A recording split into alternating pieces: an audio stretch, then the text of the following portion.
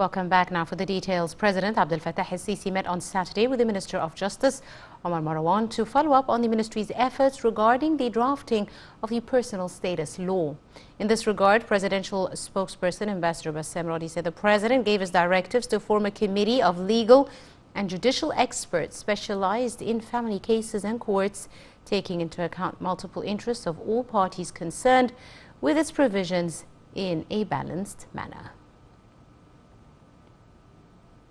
The annual meetings of the Islamic Development Bank concluded its activities in Sharm el-Sheikh on Saturday under the auspices of President Abdel Fattah el-Sisi, held under the slogan "Recovering the Pandemic, Sustainability and Facing Challenges."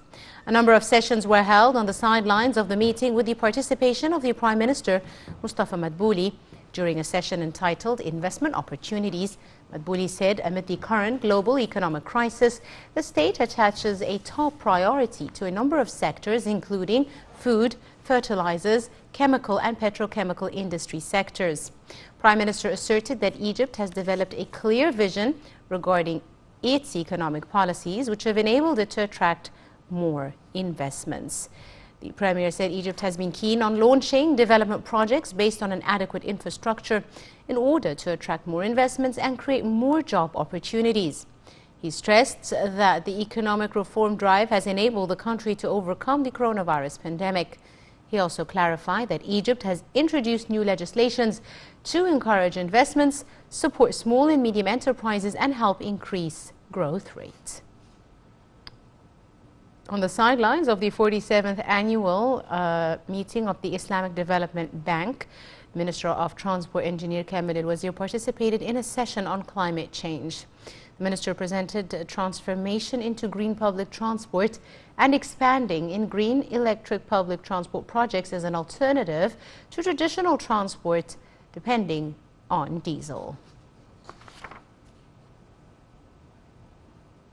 Minister of International Cooperation Rania al-Mashad said that Egypt's International Cooperation Forum and Development Funding, that will be held in its second version in September, will gather representatives of African governments on the level of finance ministers and environment in order to exchange views and coordination of efforts to put a unified vision to push climate work in Africa and deal with the funding vacuum in a green economy.